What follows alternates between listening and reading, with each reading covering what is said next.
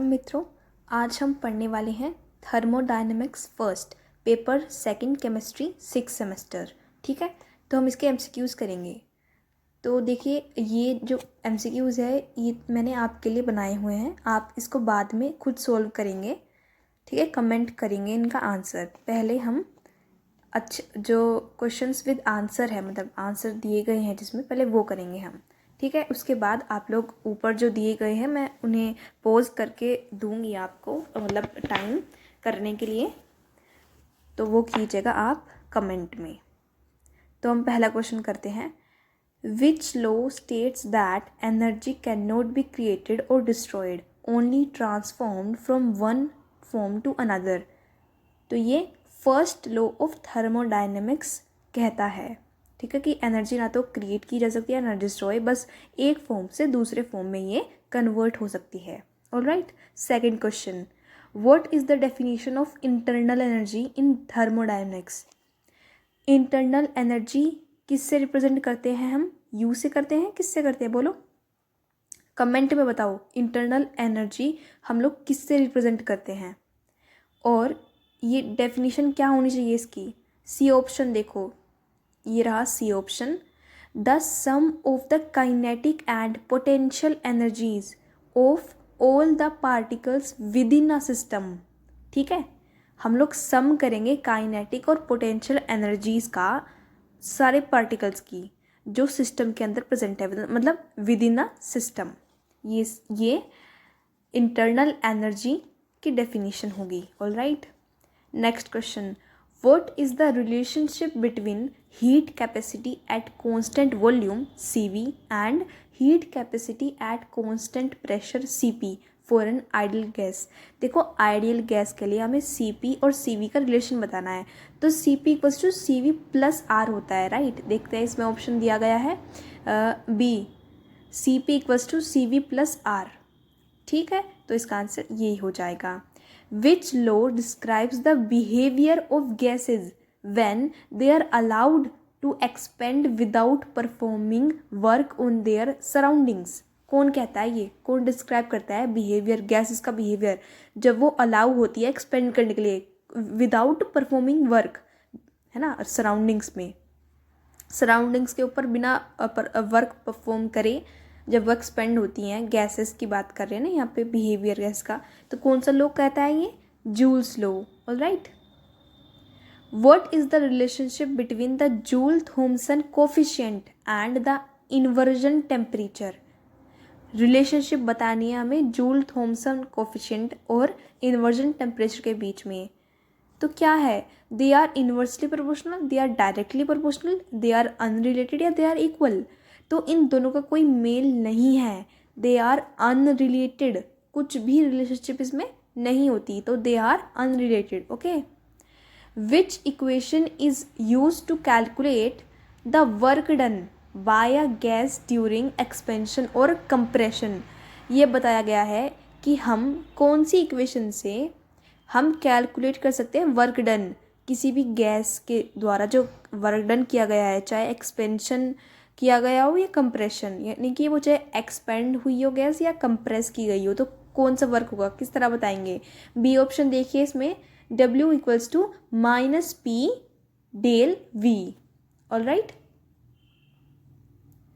What is the standard state in thermochemistry. Thermochemistry में standard state क्या है, यानी कि टेम्परेचर और प्रेशर की बात हो रही है। तो देखो कहाँ पे है, ये देखो 298 kelvin and 1 atm pressure, 1 atmospheric pressure, ये हमारा स्टैंडर्ड है थर्मोकेमिस्ट्री में। Alright, standard state. Which law states that the enthalpy change of a reaction is independent of the pathway taken. कौन सा लॉ ये कहता है कि जो एंथैल्पी चेंज है रिएक्शन की, वो इंडिपेंडेंट है, किसी भी पाथवे पे जाए वो, मतलब टेकन कोई भी मतलब पाथ ले सकती है। तो कौन कहता है?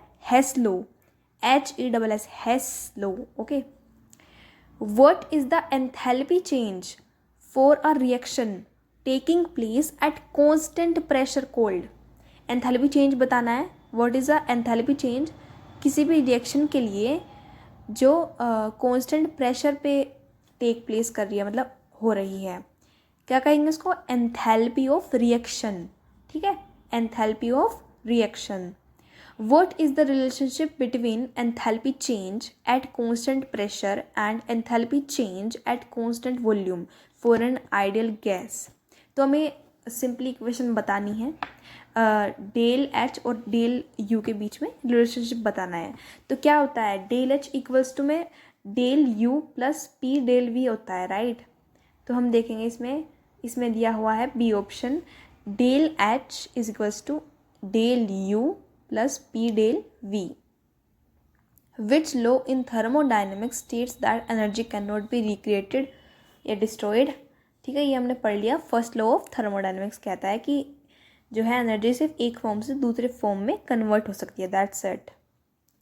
What is the definition of internal energy in thermodynamics? Definition पूछ लिया फिर से ये इंटरनल एनर्जी का. ठीक है, तो देखते हैं इसमें क्या होएगा. ऑप्शन नंबर ए देखो, the energy associated with the motion of atoms and molecules within a system. यही इसका आंसर होगा. ठीक है, the energy associated with the motion of atoms and molecules within a system. अच्छा ठीक है, next question. Hess law of heat summation is based on which fundamental principle in thermodynamics? Hess law किस पे बेस्ड होता है? Conversion of energy. किस पे, सॉरी कन्वर्जन नहीं होगा, conservation. It is conservation, energy को कंजर्व करके रखना. ऑल राइट, एनर्जी को कंजर्व करके रखना, conservation of energy. What is the relationship between heat capacities? CP और सीवी के बीच में क्या आइडियल गैस की जो है क्या रिलेशन होएगा इसमें? सीपी इक्वल रहेगी सीवी के, सीपी बड़ा होगा सीवी से या सीपी छोटा होगा सीवी से? CP equal to CV plus R. क्या होगा बोलो? आंसर में दिया गया है सीपी बड़ा होगा सीवी से. हमने ऊपर पढ़ा था वो जो रिलेशन था वो किसके बीच में था, उसका क्या था? ये देखो हमने अभी पढ़ा था ना, अभी ये रहा. इसमें दिया गया है CP is equals to CV plus R. ये ठीक दिया हुआ है यहाँ पे, राइट. क्योंकि यहाँ पे बड़ा या छोटे के बारे में नहीं पूछ रहा, वो पूछ रहा है हीट कैपेसिटी, मतलब कांस्टेंट वॉल्यूम और heat capacity at constant pressure. C P equals to C V plus R. ठीक है, और यहाँ पे C P equals to C V plus R दिया हुआ है डी ऑप्शन में. बट यहाँ पे क्या पूछा गया है, यहाँ पे पूछा गया है heat capacities at constant volume and constant pressure for an ideal gas. तो इसमें सीपी बड़ा होगा सीवी से. The joule-Thompson coefficient describes the change in temperature of a gas upon expansion under adiabatic conditions. ठीक है, what is the value of joule-Thompson coefficient at the inversion का temperature? Zero होगा इसका आंसर. देखो क्या कहा गया है, जो जूल-थॉम्पसन इफेक्ट है, कोफिशिएंट है, वो डिस्क्राइब करता है चेंज इन टेम्परेचर किसी भी गैस का, है ना. गैस के उसमें ले रहे हैं ना ये सब हम. तो change in temperature of a gas जब वो एक्सपेंड कर रही है अंडर एडियाबैटिक कंडीशंस. ठीक है, तो वैल्यू क्या होगी जूल-थॉम्पसन कोफिशिएंट की जब वो इन्वर्जन कर रही है, जब वो इन्वर्जन टेम्परेचर पे हो रही है, तो ज़ीरो होगा. What is standard state in thermochemistry? 0 degree Celsius and 1 atm pressure. Celsius में हम इसको 0 डिग्री ले सकते हैं. अब आप कहेंगे ऊपर क्यों नहीं लिया हमने? देखो ऊपर का हम लोग देखते हैं, ये रहा. इसमें 0 डिग्री सेल्सियस था, 1 atm प्रेशर भी था, but 298 kelvin and 1 atm pressure भी इसमें ठीक है. ये दोनों ही ऑप्शन ठीक है, बट इसमें स्टैंडर्ड स्टेट हो गया, केल्विन में दे रखा है टेम्परेचर, यहाँ पे सेल्सियस में दे रखा है. और देखो नीचे क्या दे रखा है इसमें, ये सारे बुक में से ही है ना. हाँ, तो इसमें क्या दे रखा है, इसमें दे रखा है the state of a substance eight 0 degree and 1 atm pressure. समझ में आ रही है बात? यहाँ पे अलग लैंग्वेज अलग हुई है, मतलब इसमें और जितने भी ऑप्शन है तुम लोग देखो अलग दिए हुए हैं, सब melting point, boiling point, stable form ये दिया हुआ है, बट किसी में भी स्टैंडर्ड स्टेट नहीं दी हुई है।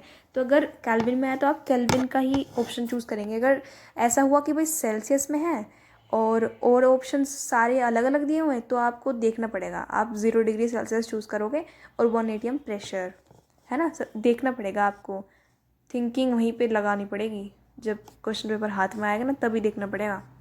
विच equation is used to calculate the change in enthalpy for a reaction at constant pressure? क्या कह रहा है कि कौन सी इक्वेशन यूज़ होती है कैलकुलेट करने के लिए चेंज इन एंथैल्पी किसी भी रिएक्शन के लिए कांस्टेंट प्रेशर पे। Del H equals to C P into del T. कौन सा है? Option number C. What is the enthalpy change associated with the neutralization of an acid and a base? Enthalpy of neutralization. All right. इसमें क्या होगा? Enthalpy of neutralization. Please subscribe to this channel and like, share and comment. And अब आपको हम लोग दिखाएंगे आपके questions, ठीक है? उनका आंसर आपको कमेंट में देना ही देना है, ठीक है? ये देखो, फर्स्ट लॉ ऑफ थर्मोडायनेमिक्स क्या स्टेट करता है, पढ़ लीजिए, पॉज करके आप लोग कर लीजिएगा, ठीक है? Next question, how is internal energy defined in thermodynamics? याद रखना अलग अलग लैंग्वेज होती है तो देख के संभल के करना। आपने देख लिया, पॉज कर देती हूँ मैं, ठीक है? आप लोग पॉज करके कर लेना। What is the relationship between heat capacity at constant volume? CP and CP के बीच में हमें बताना है, ठीक है? ये आप जानते हैं इसका answer of course. Next, what is joules law? ये भी बहुत ध्यान से करना है इसका, ये सारे पढ़ने हैं पहले आपको। मैं तो आपको आंसर बता देती हूँ बट आपको सब पढ़ के ही देने पड़ेंगे, कुछ भी मत दे देना, ओके? आई विल चेक, ठीक है? What is Joule Thomson coefficient related to?